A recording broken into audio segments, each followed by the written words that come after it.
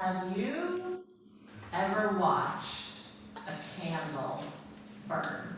Like really watched it? Because that fire is alive. It moves and it flickers and it changes with every breath of air and every movement of our breath. The fire is alive. It is born with that flick of a match or that spark of flint against steel. And it grows just like us. And then it dies. But fire is special. It has a special gift because even though it dies, it can live again and again and again every time we bring it back.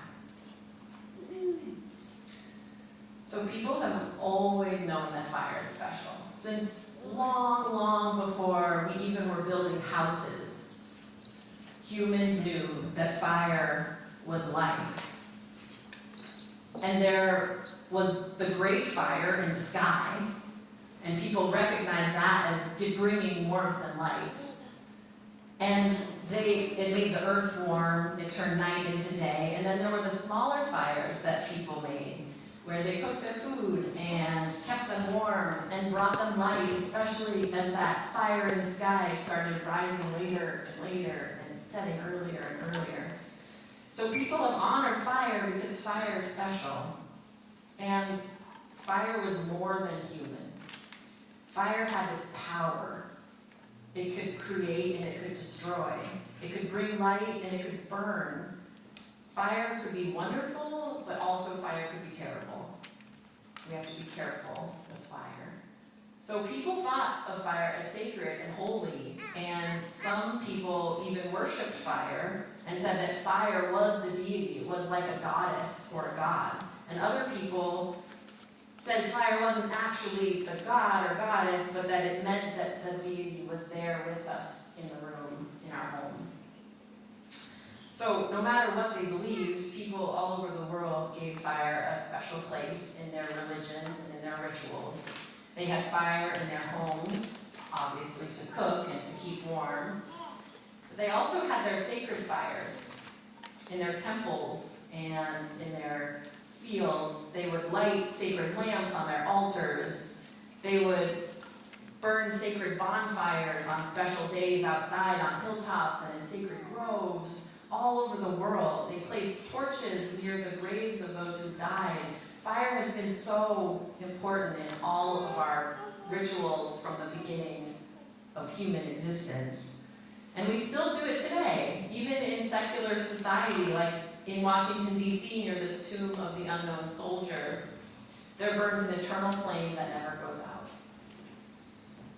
And in churches at Christmas time, many Christians light 4 candles, one for each week of the Advent calendar, on their Advent wreath. And during the 8 days of Hanukkah, Jews light their 8 candles of the menorah, and at Diwali, Hindus set lamps all around the house. There's still the tradition that many people have of lighting candles at this time of year. And when Unitarian Universalists gather, we light our chalice. Because this is our sacred fire. This is the symbol of our faith. And that flame gives light and warmth, just like all flames. And it's also the symbol of what we use to represent the light of learning and of love. So this chalice is really just a big cup that you can drink from. And down in RE, we put water in our chalice, and we drop our stones of our roses and our buds and our thorns into that water. And it's bringing all of the elements into this space. We have fire, water, earth from the stones, and the air that surrounds them and gives the fire life. So that that chalice being that big cup, it's like we're offering somebody a drink, to come drink from this chalice with us, to come be part of our family. Because when you're offering somebody sustenance, you're offering them that friendship and that support and that belonging. So, in a way, this chalice is showing us that we are all part of this Unitarian Universalist family. So thank you for being here in this family today.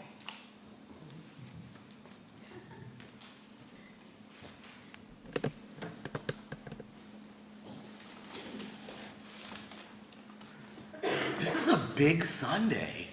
This is the first Sunday of December as celebrations get underway. For the Christian folks among us, the season of Advent begins today. For the Jewish folks among us, Hanukkah begins on Friday.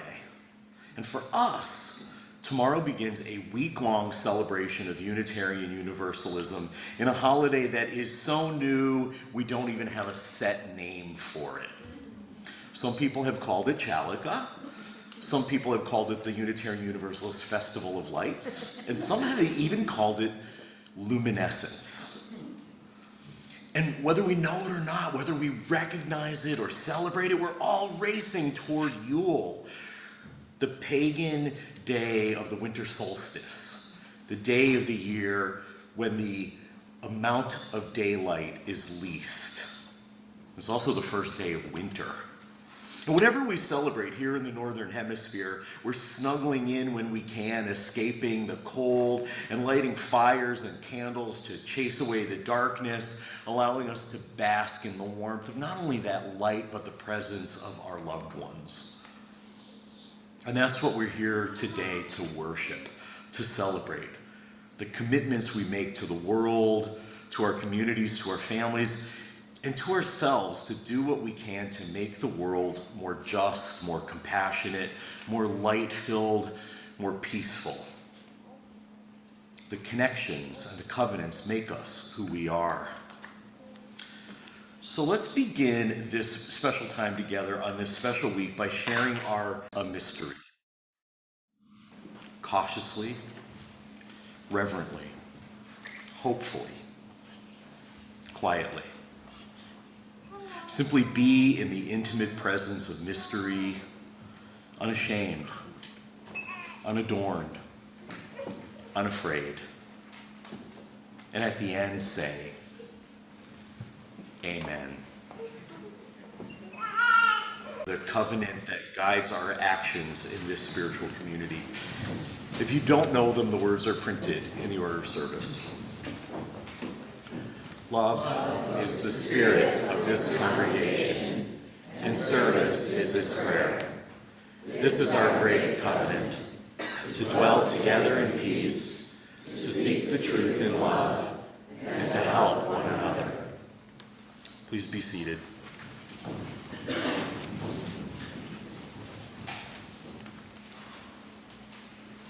This morning's reading is from The Flaming Chalice by Reverend Susan Ritchie, a respected scholar of Unitarian Universalist history. Many people are surprised to learn that lighting a chalice as a part of worship only found its way into Unitarian Universalist congregations in the early 1980s. But the path it took to reach the sanctuary is a very Unitarian Universalist one, a story that begins with Nazi ministers and ends with children in the religious education program. Originally, the flaming chalice was a two-dimensional image stamped on documents created by the Unitarian Service Committee, the USC, to help Jewish refugees escape Nazi persecution on the eve of World War II. The design had been hastily put together by the artist Hans Deutsch, himself a refugee. Deutsch was working at the direction of the USC's director, Reverend Charles Joy, who believed that such a logo would make their paperwork look more official. Reverend Joy would later claim that the design was reminiscent of the lamps of holy oil used by the ancient Greeks and Romans on their altars. and that the flame itself represented a spirit of helpfulness and sacrifice. There's always been a lack of clarity regarding Deutsch's original intentions, which were possibly not highly developed. Eventually, the chalice design formed the basis for the American Unitarian Association's official logo. After Universalism and Unitarianism consolidated in 1961, the symbol acquired two overlapping circles around them to represent each of the two traditions. Many renditions of the chalice from the time of the merger display the chalice a little off center, just to the left, a design copied from one popular among Universalists in the 1950s. And that symbol featured a large open circle with a very small off-center cross inside. This signified how Universalism had grown out of the Christian tradition, but was still held open to a world of other possibilities and even unanswered questions.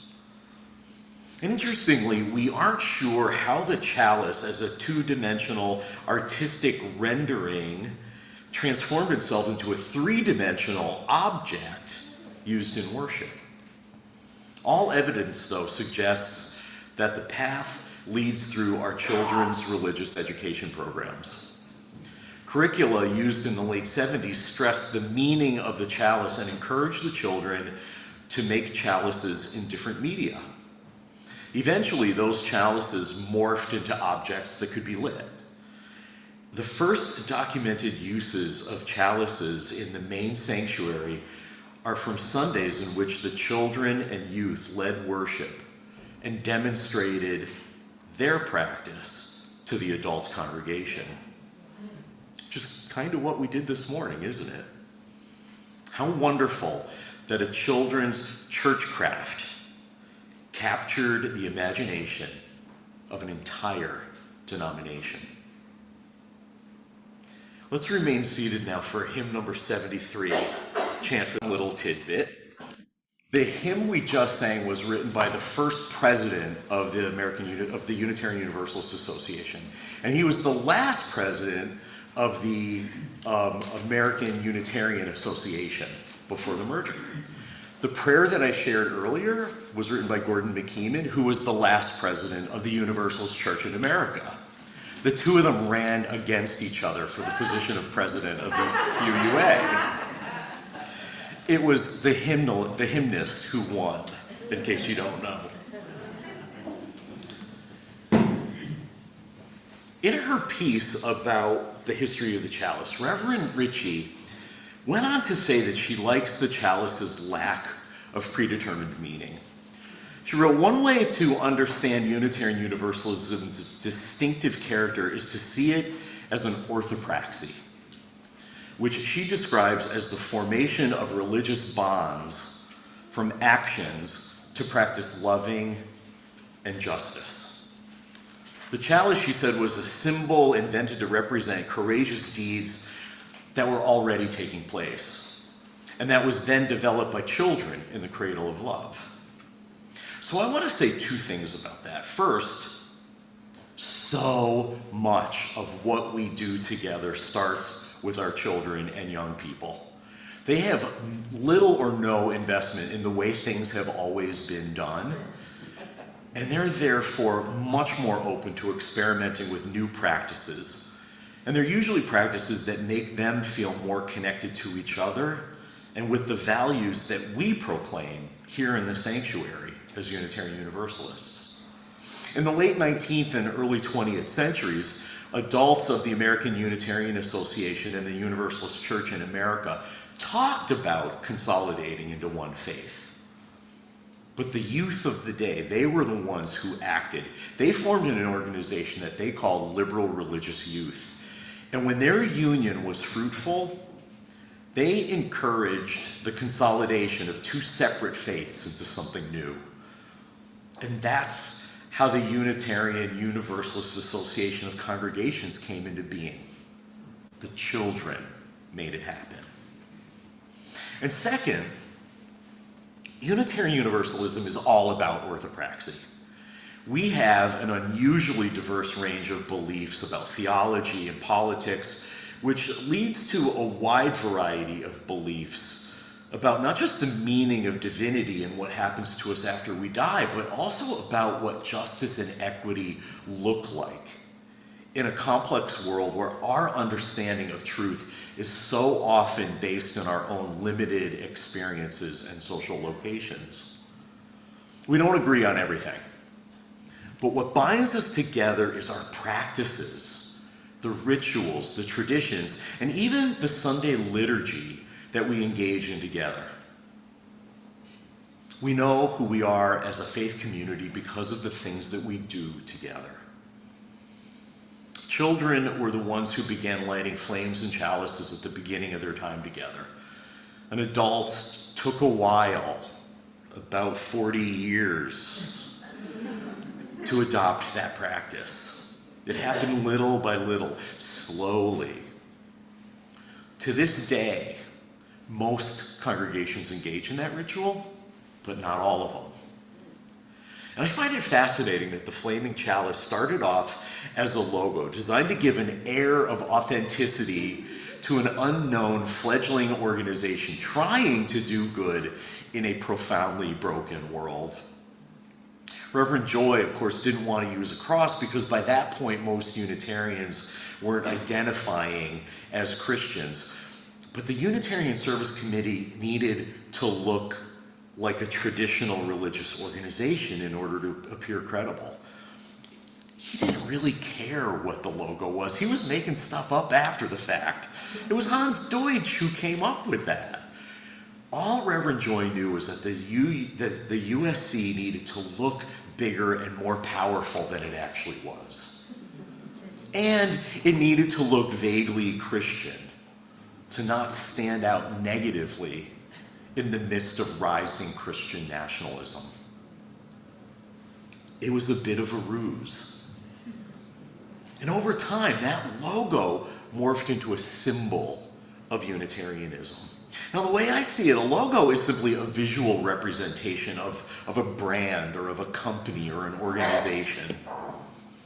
But a symbol is something more. A symbol represents the meaning or purpose behind the organization. And over millennia, the chalice has been a symbol of covenants within communities, commitments to something greater than ourselves, devotion to important ideas like responsibility, compassion, and justice. And flames have always been symbols of destruction and rebirth, the light of truth and purification. Ironic, isn't it, that it took children to interpret a logo as a symbol and then turn it into a ritual? Or maybe it isn't ironic. The truth is that children love rituals. Children crave rituals. They need rituals. Rituals in which they know exactly what to do every single time to live in a world where they have so little power. Rituals make them feel powerful. And adults tend to forget that. And many free-thinking adults can dismiss rituals as useless and empty, and often resent being forced to participate. And so, aside from lighting a flame in a chalice at the beginning of services, we UUs don't really have any other rituals that are shared by our congregations. And like I said, not all congregations even participate in this one.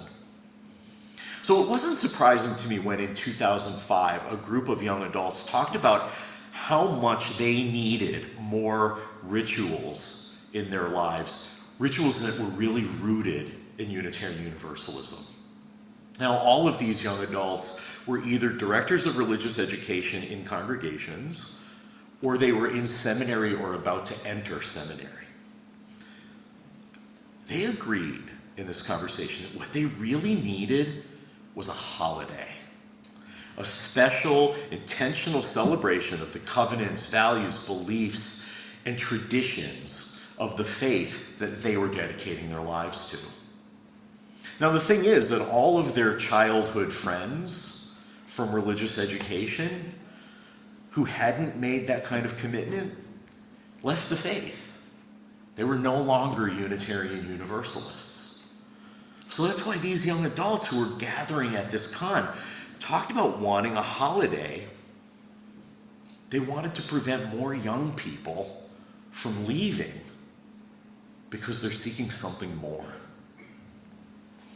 And these young people wanted orthopraxy in their lives that they could pass on to their congregations, and so that the parents in their congregation could pass on to their children, who would pass it on to their children.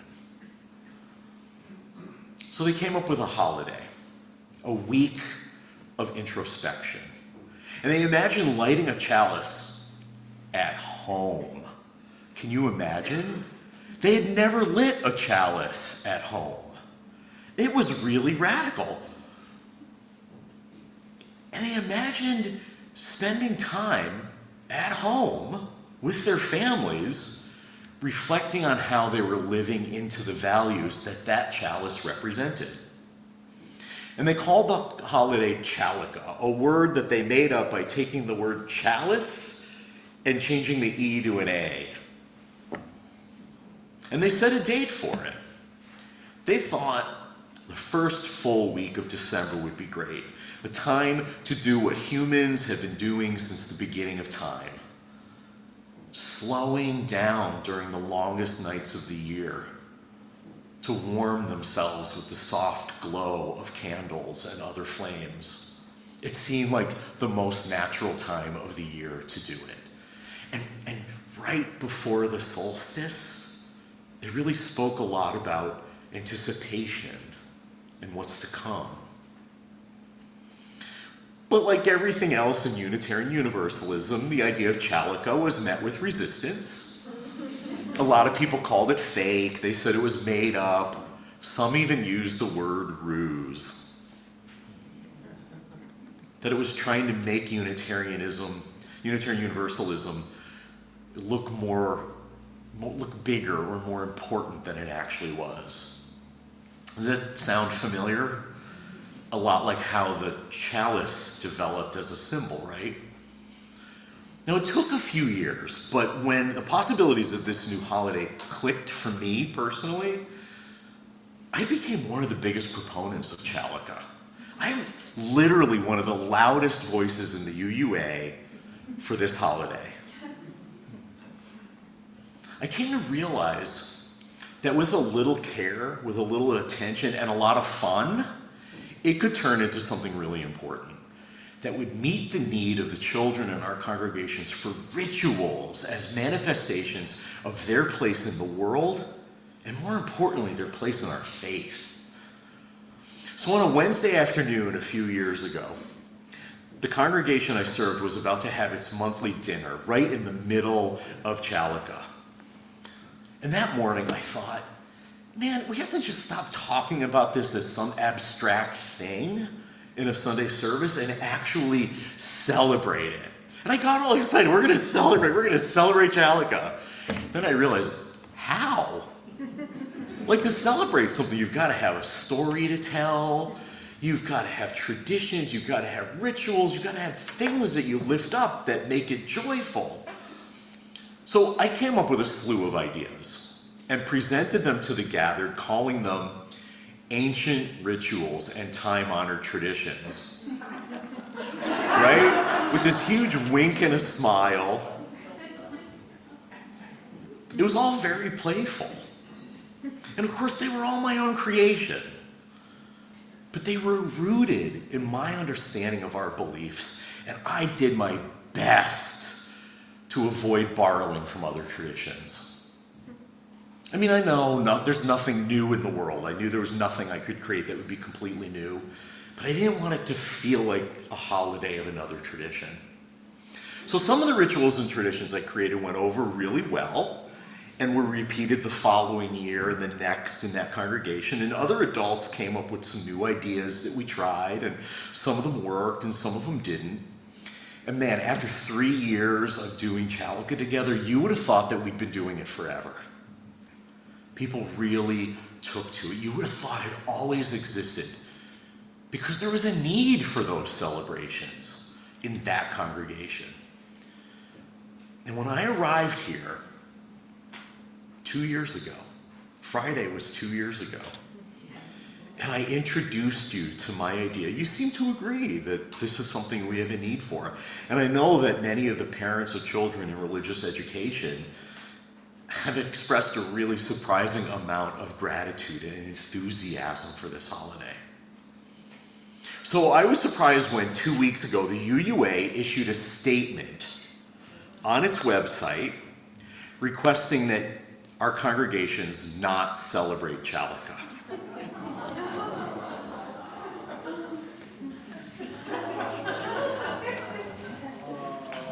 So you know where this is going, right? So it seems that a lot of people had complained that the holiday was appropriative, that it borrowed disrespectfully from other faiths, especially the holidays of Hanukkah and Kwanzaa. And honestly, I was pretty upset about it, because I didn't see it. But I didn't want to jump to conclusions either, so I did some digging around. It didn't take much digging. I learned how other congregations were celebrating. And yep, I have to admit, it looked like a mashup of Hanukkah and Kwanzaa. So parents were being given curricula by the DREs in their congregations. And these were scripts. These were like really planned out, very pedantic curricula.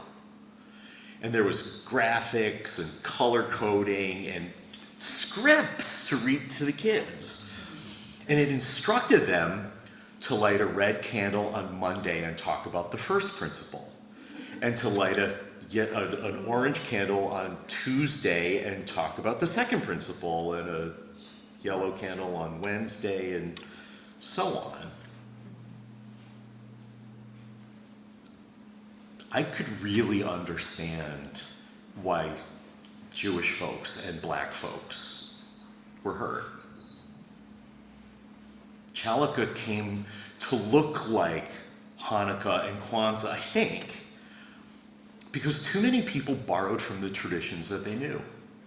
It's not that they didn't care about being respectful, it's that they just weren't very creative.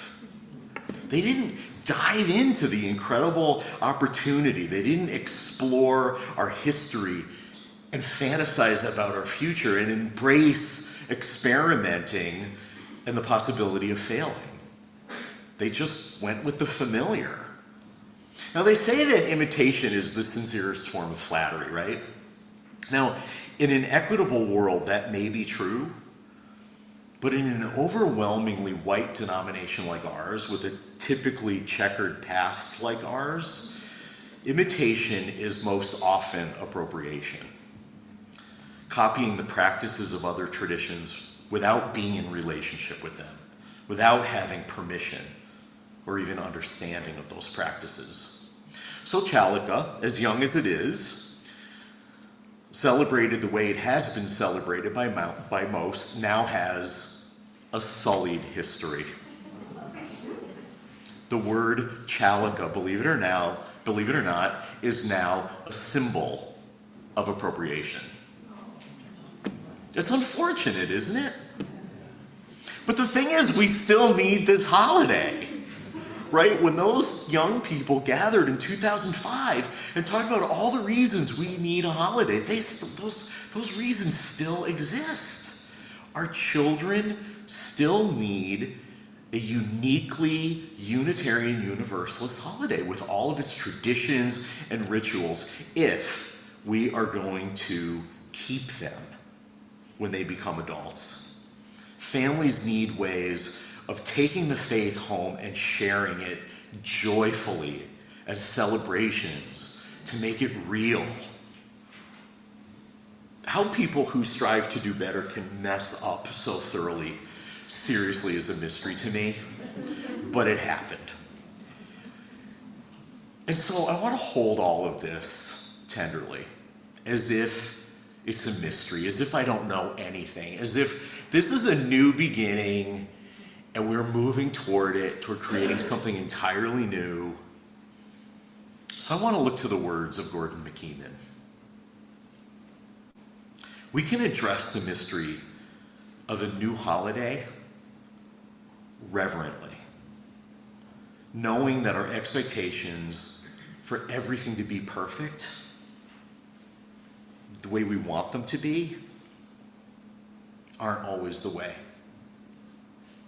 Hopefully, knowing that ultimately things will go the way they need to go. I may not always love it, but the universe is a complex machine that I will never really understand. Quietly, because we don't want to hurt anyone. And we've been wounded in so many ways, it is easy to be hurt. We need to listen more than we talk, paying attention to what's really going on. We need to be careful, and yet still joyful and reverent. So as we approach the mysteries of creating something together, I hope we may see them as opportunities, like a new dawn, to take the time for the reflection that the holiday is intended to promote. It'll be like Reverend Joy creating a logo that turned into a symbol that became a ritual. It's going to take time, and it's going to have to be fairly organic. And we're just going to have to do like Reverend Joy and just kind of fake it till we make it. Do things like we did this morning. It was a little awkward. It was imperfect, right? Because people didn't know what to go and we're kind of bumping into each other. But it worked. So this week, I would like to encourage everyone to celebrate this thing, whatever you call it. Maybe you'll think of a name that we'll all adopt, and that'll be it. That'll be the new name for it. But do it reverently, hopefully, quietly. Take time to light a chalice at home every day this week. Put a mirror under it or near it as a reminder to take time to reflect while you light that chalice. Eat simple meals featuring beans in solidarity with people around the world who don't have any other choice all year long. Make 7-pointed stars as a hopeful symbol of the light of our faith and history of our principles. Nurture narcissus bulbs into bloom as a reminder to be kind to yourself during this season that is so full of so many unreasonable expectations. Enjoy the darkness of the season and the promise of the returning light. But most importantly, think about new traditions, new rituals that could make this a uniquely Unitarian Universalist holiday.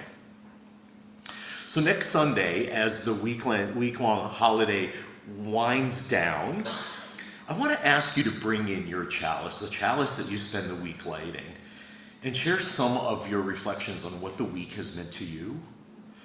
And if you don't have a chalice, do what the kids are doing downstairs. Make one. Margarita glasses are great chalices. Martini glasses. There's kind of a liquor theme here. The best, improvised chalice I ever saw was an inverted shot glass with a washed out tuna can on top of it. Anything works. That's part of the beauty of this. So as we rethink this and hopefully come up with a new name, I can assure you of one thing. If we do it reverently, hopefully, and quietly, whatever we call it, this holiday will be packed with the kinds of traditions and rituals that will give our children both comfort and a sense of mystery, so that they grow into adults who stay with us because we belong to them. May it be so. Please rise now. Here you have found freedom. Take it with you into the world. If you found comfort, go and share it with others. If you have dreamed dreams, help one another that they may come true. If you've known love, give some back to a bruised and hurting world. Go in peace.